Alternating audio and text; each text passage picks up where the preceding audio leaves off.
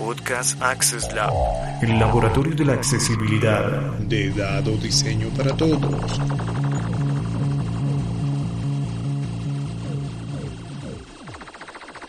Bienvenidos al laboratorio de Access Lab, donde la accesibilidad, el diseño y la inclusión se unen en un mundo de posibilidades. Hola, un saludo especial para todos nuestros oyentes del Laboratorio de Accesibilidad Access Lab. Y bueno, el día de hoy tenemos un tema muy importante desde este encabezado: accesibilidad sin límites, construyendo un entorno para todos. Tenemos la presencia de Oscar Díaz, nuestro cofundador. Oscar, ¿cómo estás? Hola Alejandro, ¿cómo estás? ¿Cómo va todo? Acá feliz y contento de estar en este espacio acá, donde vamos a dialogar varios temas bastante interesantes. Claro que sí, como lo has dicho, pues vamos a generar como una introducción a la accesibilidad, a este concepto. Vamos a ampliarlo, a profundizarlo. Y también tenemos aquí la oportunidad de contar con Sebastián Castañeda.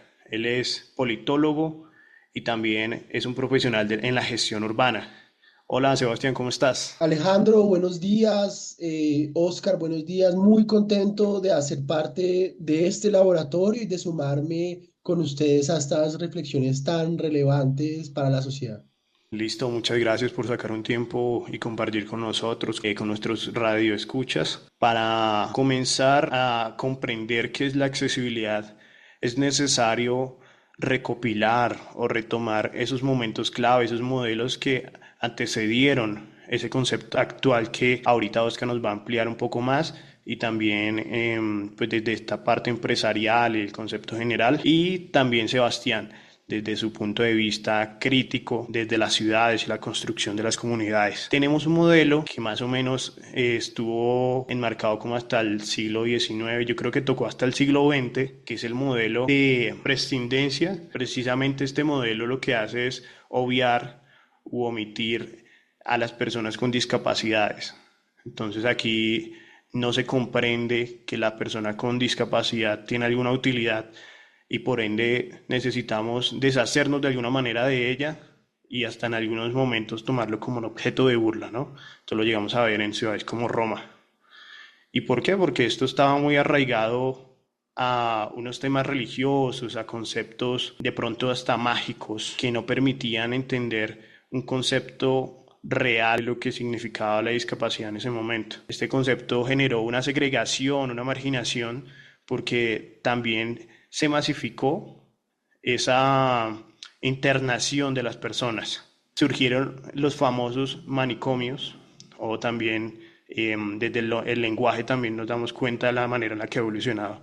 Las loquerías, por decirlo de alguna manera muy hasta despectivo, ¿no? Entonces, ¿de qué manera debemos deshacernos o no precisamente enfocarnos en las necesidades de las personas? Luego llega un modelo a partir de la Segunda Guerra Mundial médico. Aquí ya se comprende más la parte de la salud y la enfermedad de la persona. Acá todavía hay como errores graves en la manera en la que coincidimos, en la que tenemos como esa percepción de la discapacidad. Y es que, bueno, podríamos generar una normalización y una rehabilitación, también mal dicho, de las personas para que puedan tener una utilidad, ¿sí? Así sea mínima en la sociedad. Este concepto siguió transformándose hasta un modelo social que es el que manejamos hoy en día, ya a comienzos del siglo XXI.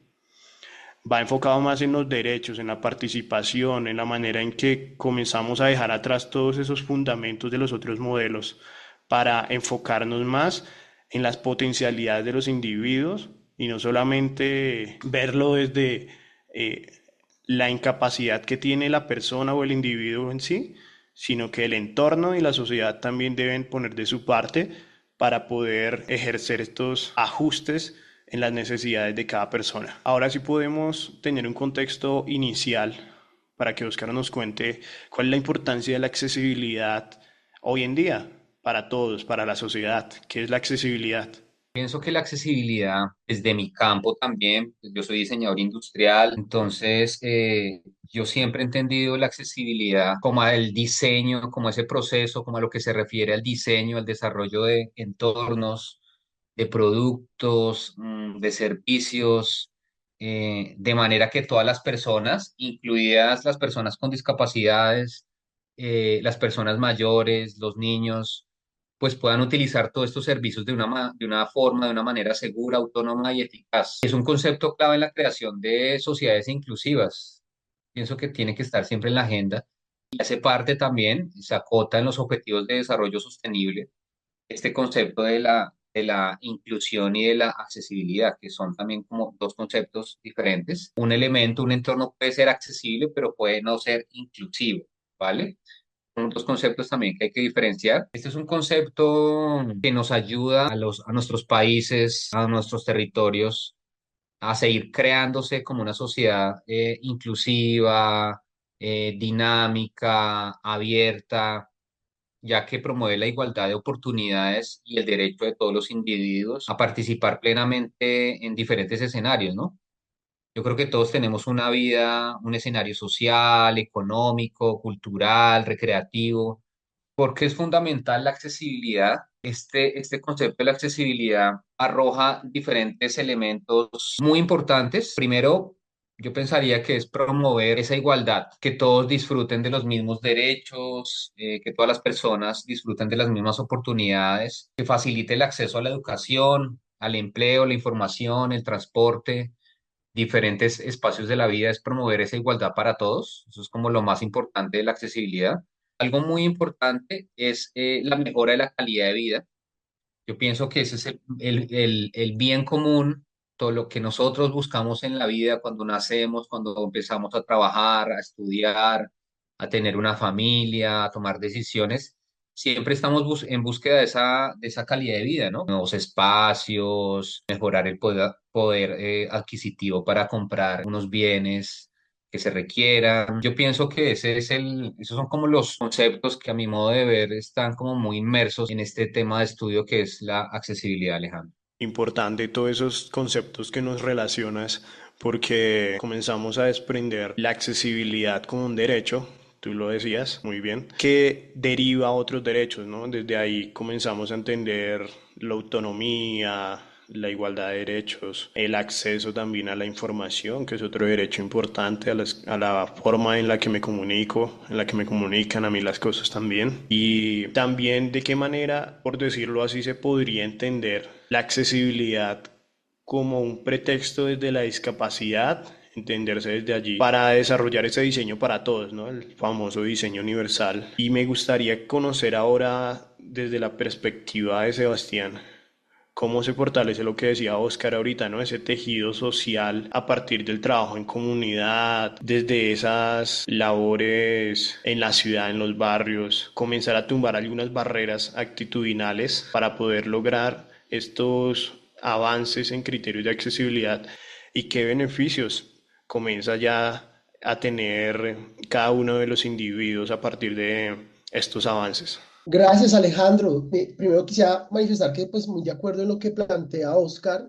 Primero, insistir en que la base de la discusión de la accesibilidad está en el acuerdo social y político que tienen las sociedades respecto al reconocimiento de sus ciudadanos y de sus ciudadanías, ¿no? Y vale la pena un poco en esa perspectiva histórica reconocer que las ciudades no siempre estuvieron abiertas para todos los ciudadanos y que los espacios públicos en algún momento fueron exclusivos para una categoría de ciudadanía que era considerada, digamos, apta, en ese caso, por ejemplo, por decir algo, los sabios en el ágora, por ejemplo, griega, eran espacios que no estaban abiertos para todas las ciudadanías y por lo tanto la discusión de la accesibilidad parte del acuerdo social y político que hemos establecido en nuestras diferentes sociedades y comunidades para reconocernos entre nosotros. Y en nuestro caso, ¿no? Colombia, que se reconoce como un Estado social de derecho, pues pone ese objetivo, ¿no? El reconocimiento de los derechos para sus ciudadanos sin distinción en uno de sus principales ejes constitutivos. Entonces, ahí hay una primera discusión muy importante, me parece, y es que hablamos de accesibilidad porque reconocemos que todos los seres humanos que participamos, digamos, en este acuerdo y en este contrato social, tenemos derecho de acceso a una serie de condiciones como sociedad hemos pactado. Y lo segundo entonces que habría que mencionar es que esta realidad sobreviene a un espacio ya construido, ¿no? A unas ciudades dadas que fueron el resultado de la concepción que en su momento tuvieron los diseñadores, los arquitectos respecto a las mismas sociedades, ¿no? Y entonces es bien importante preguntarse para quién y quién diseñó la ciudad. Y encontramos, digamos, unos patrones recurrentes de diseño, por ejemplo, en ciudades medievales o ciudades un poco más modernas orientadas a el funcionalismo y a la producción, donde la concepción del espacio urbano y del diseño urbano estuvo justamente respondiendo a esas grandes narrativas y visiones de sociedad que en su momento perseguíamos, ¿no? Entonces tenemos las ciudades de las fortalezas o las ciudades de la producción y de las empresas, y son ciudades que fueron pensadas para unos objetivos. Y en ese contexto, en el contexto de las ciudades construidas, donde los diseñadores operaron unas racionalidades y unos objetivos, sobreviene la discusión de la accesibilidad. Y es bien importante porque no es solamente las personas con discapacidad las que han dado esta discusión. Reconocer que el ser humano a lo largo de su trayectoria de vida, cuando es niño, cuando es joven, cuando es adulto mayor, tiene necesidades diferenciales de acceso a la ciudad y a los espacios, es fundamentalmente lo que nos obliga a hablar de accesibilidad. Por supuesto, con la especificidad que implica el reconocimiento de toda la diversidad en la discapacidad, sin duda alguna, pero también, sobre todo, reconociendo que como sociedad requerimos en algún momento de nuestra vida condiciones diferenciales de acceso a la ciudad, que son las que determinan nuestras oportunidades de acceso también a derechos, a bienes y a servicios. Y eso ha significado para las ciudades un proceso bastante complejo de rediseño, de redefinición de sus estructuras. Recuerdo iniciativas que han planteado, por ejemplo, que las ciudades son seguras y se pueden considerar unas ciudades exitosas si son seguras para niños menores de 8 años y para personas mayores de 80.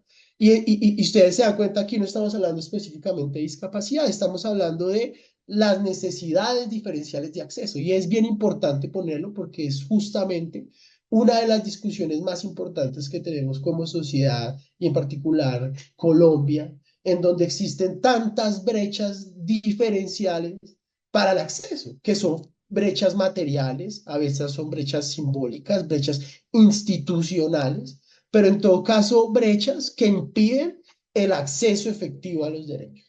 Importante lo que dices, porque no solamente estamos entendiendo como ese derecho a la accesibilidad o a la construcción de entornos que nos permitan movilizarnos de una manera segura, que nos permitan, de hecho, conectarnos con distintos espacios y distintas actividades que estamos realizando día a día de una manera mucho más cómoda y de una manera mucho más eficiente, ¿no? Y justamente lo que venimos también enfatizando con Oscar, de qué manera se toma ese pretexto desde la discapacidad para entender la accesibilidad, pero hay que ampliarlo mucho más porque las condiciones, como lo decía Sebastián, van cambiando a lo largo de nuestra vida y de hecho, ¿no? Por diferentes circunstancias estamos expuestos a que nuestra visión no esté óptima, de que nuestra audición, de, por ejemplo, nuestra movilidad, esa rampa que le sirve a la persona usuaria de silla con ruedas, pues también le sirve a una señora que va con su nene, ¿no? En el coche. Otros escenarios típicos como el sol cuando viene un bus está pegando fuerte y reflejando desde la ventana, como ese aviso que me está anunciando las paradas en altavoz también me sirve, ¿no?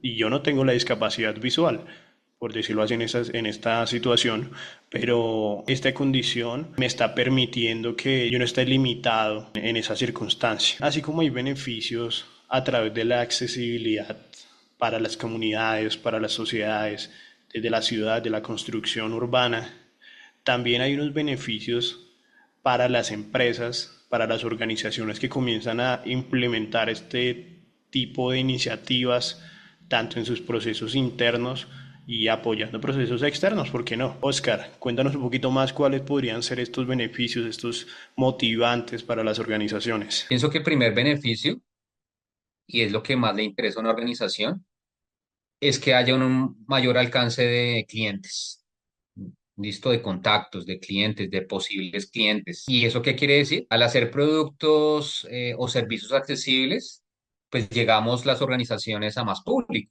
listo. Entonces podemos acceder a un servicio a una persona mayor, una persona con algún tipo de discapacidad. Ahí quiero tocar un tema y es que el tema de la discapacidad a veces se estigmatiza también mucho por el desconocimiento o el símbolo como la discapacidad física, ¿no? Pero no analizamos que hay diferentes tipos de discapacidades, hay discapacidades sensoriales, hay unas discapacidades que no son tan notables, que son más como invisibles, discapacidades psicosociales, algún tipo de accidente, barreras temporales por alguna lesión. Entonces, son diferentes situaciones que hay en la vida, diferentes personas que podemos acceder a mayor cantidad de productos que pueda ofrecer una empresa. Por otro lado, el cumplimiento normativo. En muchos países existen leyes que obligan a las organizaciones a implementar medidas de accesibilidad y pues cumplir estas normativas en cierto grado evita sanciones y asegura la buena reputación de la empresa, ¿no? Entonces, el hecho de cumplir una norma, acá hay una serie de normas técnicas, NTC, leyes, de decretos. Entonces, pues al cumplir estas normas y estas leyes, pues nos vamos a beneficiar en ese aspecto principal. La reputación y responsabilidad social, ¿no? ¿Cómo nos vemos? ¿Cómo se ven estas organizaciones? Porque al trabajar proyectos de accesibilidad que demuestren como ese compromiso con la inclusión, pues lo que puede mejorar es la imagen y lo que hace es fortalecer esa confianza con los clientes. Entonces, esa reputación y esa responsabilidad social empresarial también pues beneficia a estas entidades. Y pues yo como diseñador industrial, como creativo, yo pienso que el elemento más importante que transversaliza ese beneficio a diferentes entidades académicas, privadas, es el concepto de la innovación. Ese concepto de la innovación lo que hace es que este tema de ajustes razonables de la accesibilidad nos va a sacar de esa zona de confort a las organizaciones, nos vamos a mover un poco, eso nos va a permitir que más procesos de creatividad y nos va a permitir una finalidad de innovación. Entonces, al desarrollar proyectos con unos criterios de diseño universal, con unos criterios de inclusión, por ejemplo, muchas tecnologías diseñadas para personas con discapacidades se han convertido en soluciones masivas, en soluciones ampliamente utilizadas. Es decir, si yo diseño un dispositivo tecnológico, no tecnológico, un servicio, un producto, una página web donde pueda acceder una persona con discapacidad, una persona mayor que tenga textos grandes, que tenga una interfaz amigable, una experiencia de usuario muy atractiva, pues lo podemos utilizar todos. Crucial porque aquí estamos resguardando aspectos tan importantes como la reputación, el cumplimiento de normas, la innovación que es importante para el crecimiento empresarial también, el crecimiento de las organizaciones. Y siento que estos beneficios también se deben entender en la manera en la que vamos eliminando unos miedos y unos mitos, por decirlo así, que se ven de manera frecuente. Yo lo podría dividir en tres principales. Ahorita me cuentan un poco qué piensan de esto y voy como recopilando algunas cosas que iba mencionando Oscar, pero lo divido en miedos económicos, miedos técnicos y los miedos culturales y de percepción. Los miedos económicos, se cree que la accesibilidad es altamente costosa y aquí intervienen distintos factores en la manera en la que vamos incluyendo la accesibilidad desde el comienzo de los proyectos, desde el inicio de todo lo que se está generando. No va a ser tan costoso porque se va a implementar o se va a incluir dentro del presupuesto inicial, ¿no? Algo que ya está asignado y no hay que hacer modificaciones drásticas o importantes más adelante. Entonces, esto ya genera o representa una reducción significativa. Inclusive, una vez ya los proyectos están muy avanzados o ya están terminados y desean incluir o incorporar estos criterios de accesibilidad, también hay soluciones y hay estrategias específicas para la reducción de costos y que puedan ser procesos optimizados en accesibilidad. Otro miedo muy importante en esta parte económica es la pérdida de competitividad. Sí, porque se cree que voy a comenzar a dañar ciertos sistemas, por decirlo así, que ya tengo de manera estética, diseñados de una forma específica. Y si comienzo a meterle cosas de accesibilidad, se va a ver muy rudimentario, va a dejar de ser atractivo para mi público, para el mercado.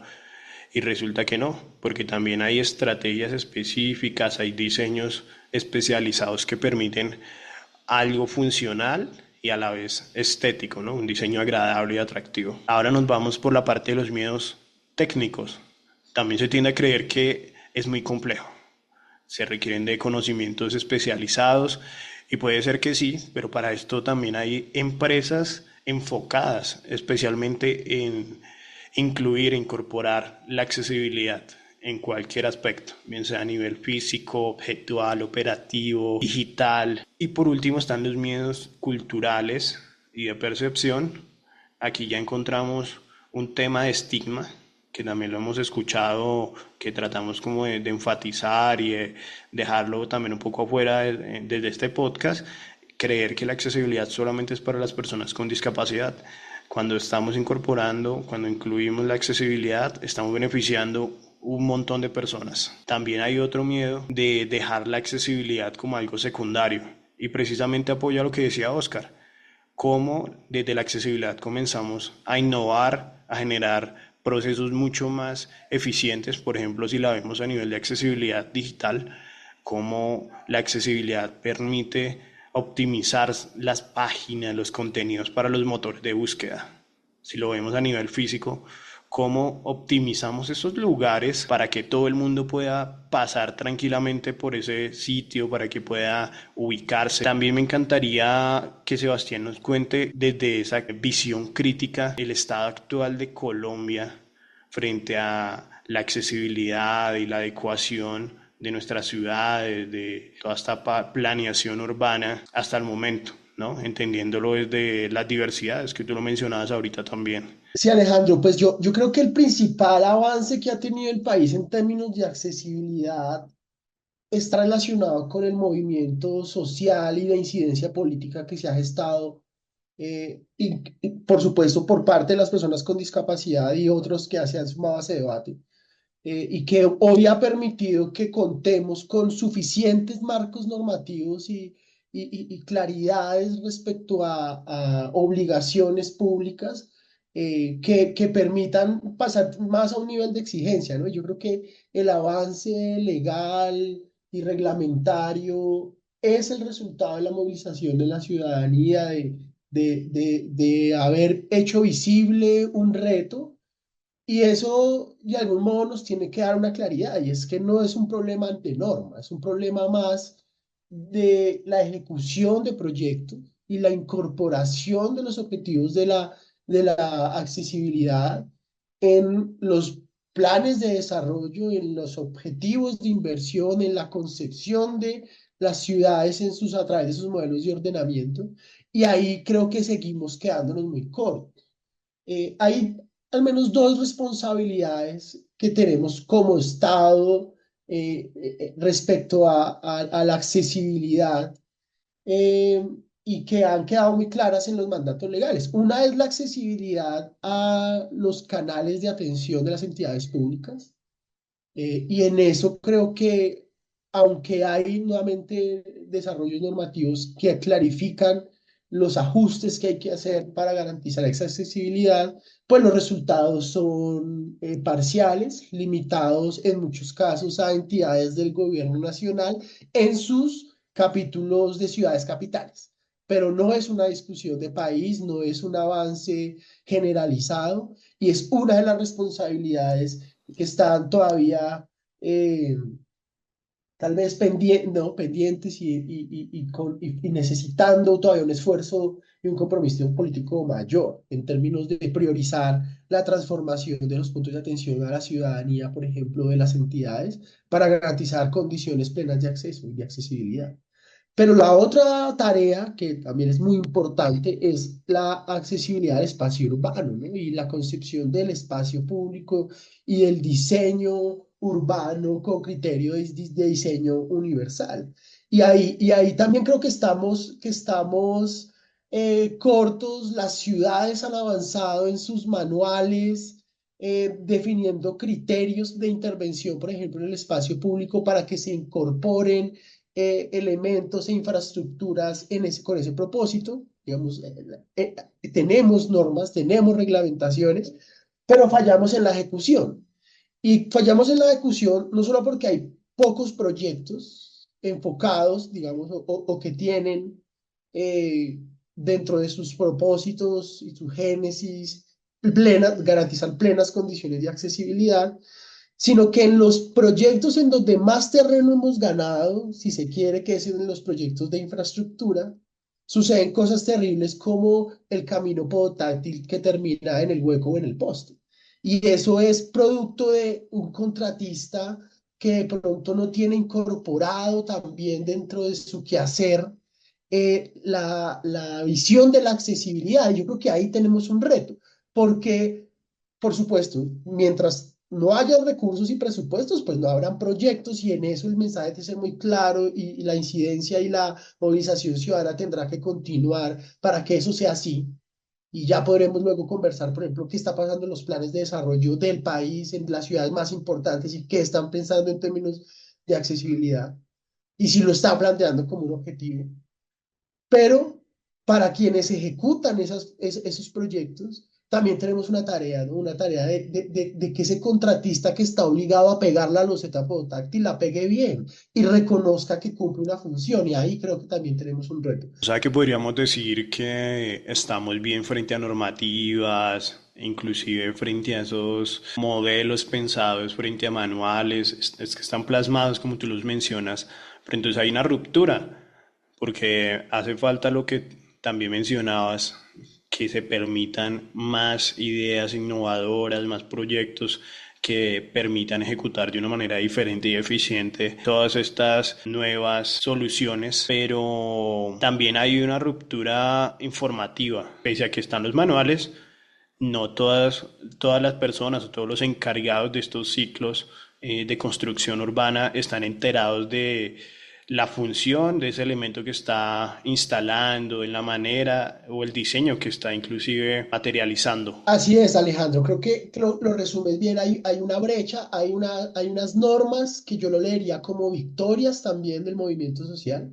que están ahí, que pueden tener todavía, como toda norma, asuntos por resolver, pero que existen y dan una ruta.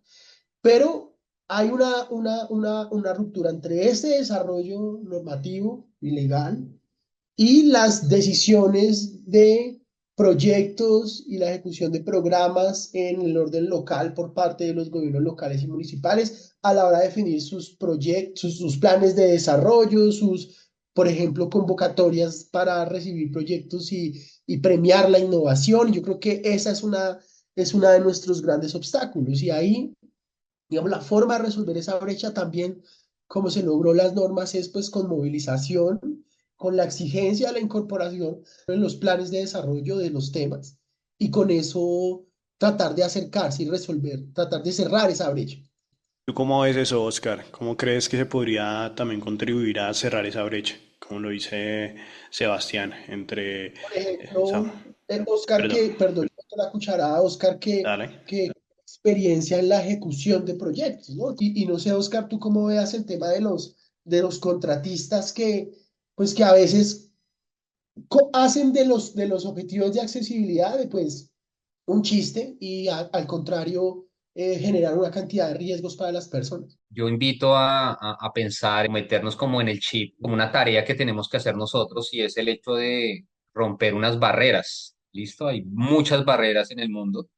Yo quiero aquí acotar en este momento unas barreras que trabaja nuestro gran colega y amigo de la casa, Ricardo Becerra, y él habla de 5 barreras: barreras comunicativas, barreras físicas, barreras espaciales, las barreras objetuales, los elementos, el mobiliario, las barreras operativas del proceso del movimiento, el proceso que tiene un edificio, el cronograma, los servicios de atención, esa operatividad realmente de una entidad, de un edificio, ¿no?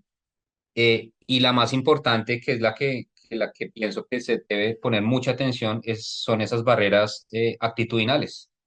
¿Listo? Entonces yo pienso que esos son los motivos o los elementos que se deben tener en cuenta y la conclusión es eso, la falta de conocimiento de muchos elementos, de muchas normativas, que lo que hace es que los proyectos no se ejecuten de la mejor manera. Y mira que aquí rescatamos dos barreras importantes que Oscar ha mencionado, que a nivel legislativo no están contempladas, porque se entienden solamente desde tres puntos, desde una barrera física, desde la barrera actitudinal y desde la barrera comunicativa o informativa.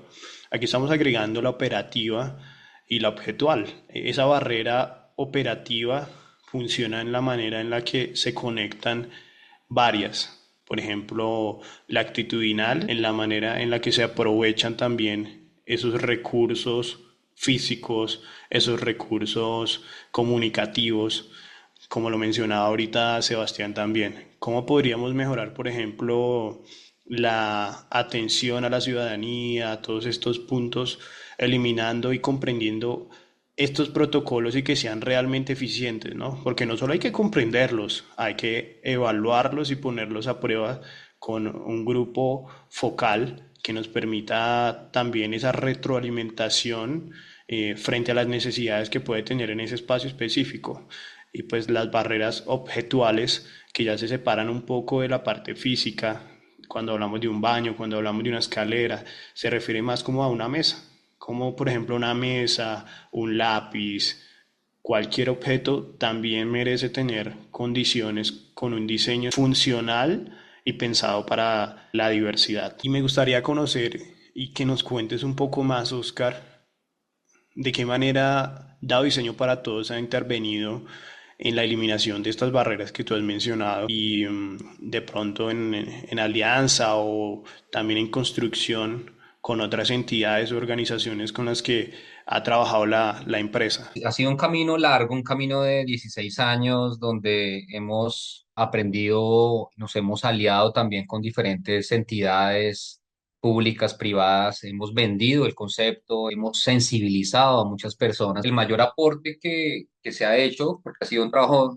realmente colectivo, es el diseño de productos accesibles que rompan precisamente estas cinco barreras de las que estamos mencionando, que le permita mayor independencia y facilidad en las actividades cotidianas de todas las personas. Nuestros proyectos siempre van a estar pensados en la mayor cantidad de personas, en su uso. Entonces, ese es el mayor aporte que hemos realizado. Hemos sensibilizado también este tema de capacitaciones y no solo capacitaciones a algunas personas, sino capacitaciones a entidades públicas y privadas, a equipos directivos, a equipos administrativos, creativos, para que aprendan también otra manera de poder diseñar, de cómo poder desarrollar un proyecto, un producto, cómo podemos hablar con un arquitecto para que estos principios de accesibilidad los tenga en cuenta en el principio cuando se concibe un proyecto arquitectónico. Oscar, muchas gracias por contarnos un poco de esa manera en la que la empresa ha participado en estas construcciones importantes, derribando barreras y promoviendo un sistema de diseño inclusivo mucho más enfocado, mucho más potenciado también. Ya para finalizar, sería genial escucharles una pequeña conclusión.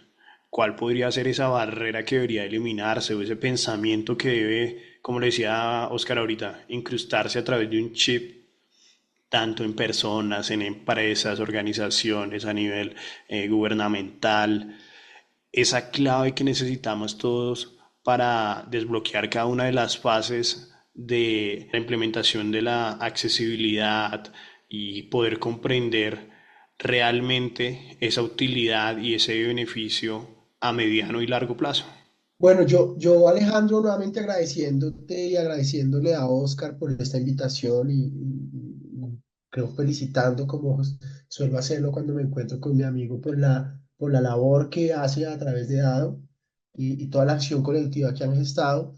Yo diría, primero hay que continuar la movilización social, hay que seguir insistiendo en la incorporación concreta de proyectos, iniciativas, la definición de recursos para que dentro de las apuestas de inversión de las ciudades y los municipios la discusión de la accesibilidad sea real desde la perspectiva de la inversión pública. No es la única, pero es muy importante. Y también la generación de una apertura de parte de los gobiernos a la innovación, a las discusiones de nuevas posibilidades de infraestructura. Las cosas ya están inventadas, hay personas que están como Dado, por ejemplo, desarrollando permanentemente innovaciones y lo que se necesitan es gobiernos abiertos con capacidad de innovación. Vamos que hablamos mucho de innovación en los gobiernos, pero cuando nos toca realmente abrirnos, nos pueden más nuestros marcos e impedimos la posibilidad de generar ahí un conocimiento compartido.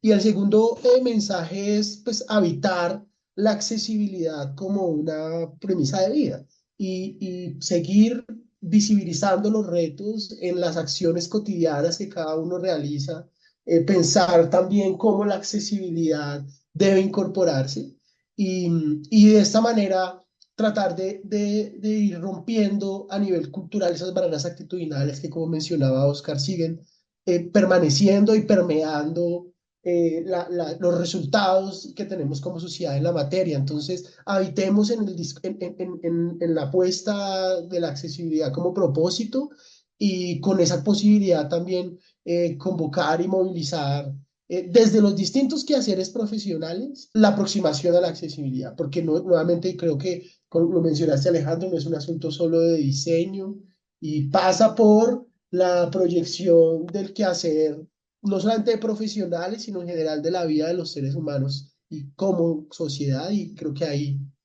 tenemos un gran reto. Y nuevamente, muchas gracias. Lo que invito es a poder generar esas estrategias para desbloquear esas fases de la accesibilidad. Lo más importante es la educación y la sensibilización.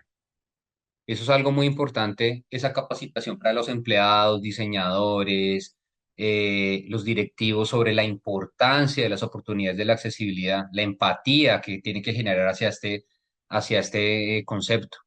Entonces, esa estrategia que pueda implementar una entidad, un gobierno, una localidad que se base en la educación y la sensibilización, pues va a ser un buen camino para fortalecer este concepto de la accesibilidad en nuestros espacios. El diseño centrado en la persona. Debemos diseñar elementos, proyectos, productos, libros, juguetes, accesos, es decir, páginas web, lo que está alrededor de todos nosotros, los parques infantiles, nuestras calles, deben estar pensadas en la persona. Tenemos que colaborarnos con comunidades y expertos en accesibilidad constantemente, trabajar con la población, trabajar con las comunidades, escuchar, y digamos que esa es la mejor forma de poder construir una sociedad realmente bajo las necesidades específicas de la población. Una estrategia sería el implementar la accesibilidad como parte de esa estrategia de sostenibilidad, porque un entorno pues, más accesible pues, contribuye a una sociedad más equitativa y justa, ¿no? Y eso pues fortalece la reputación de todas las personas, de las entidades, de las instituciones. Entonces debe estar enmarcado siempre este concepto de accesibilidad e inclusión social en esta estrategia de sostenibilidad. Listo. Nuevamente muchísimas gracias a Oscar, muchas gracias a Sebastián, porque sabemos que están haciendo cada uno desde sus actividades un esfuerzo importante. Sebastián, sin importar las condiciones en las que esté ahorita, tiene algunas complicaciones ahorita con su salud y aquí está con nosotros. Muchas gracias, Sebastián. No, a ustedes y sigamos movilizando la acción colectiva en torno a la accesibilidad. Ese es el propósito. Excelente, llevando todo lo del papel, lo de la norma a la práctica, me gusta. Y muchas gracias también, Oscar, aquí con unos horarios grandecitos de diferencia. Él ahorita se encuentra en Alemania y sin embargo busca ese espacio para compartirnos todo este conocimiento y su punto de vista. Gracias Alejandro, gracias Sebastián por este espacio. Se vendrán nuevos episodios, aquí estaremos hablando de diferentes temas. Muchas gracias por el tiempo, por este espacio también muy sentido para hablar de este tema tan importante para todos nosotros y para toda la humanidad. Muchas gracias a todos. Gracias, no olviden compartir si les gustó todo este contenido y también movilizar todo este conocimiento. Como ya lo hemos escuchado, lo importante es promover la educación, promover estos conceptos para que desde cada una de las áreas, de los campos de nuestras vidas, de las profesiones, de la urbanidad, de las infraestructuras, todo esto se pueda generar como un tejido que vaya encaminado a un mismo objetivo.